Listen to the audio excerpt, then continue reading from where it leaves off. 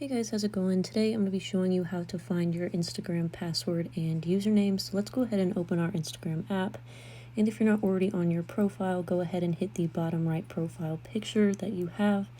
Now, actually, to find your username, if you go to the top left, you will actually see your current username that you are using. So that's pretty easy to find that, but to find your password, there actually isn't a very good way that Instagram lets us find our password. But if you've forgotten your password, I'm going to show you a option that you can use where you do not have to remember your password to get into your account. So let's go ahead and go to the top right 3 lines, and then we're going to go to settings. Now we want to go down to about halfway down to security. And then if you go to the saved login info, go ahead and do that. And then what you want to do is you want to make sure that this is toggled on.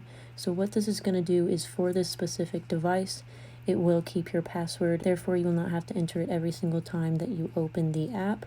So you wouldn't have to know your password that way.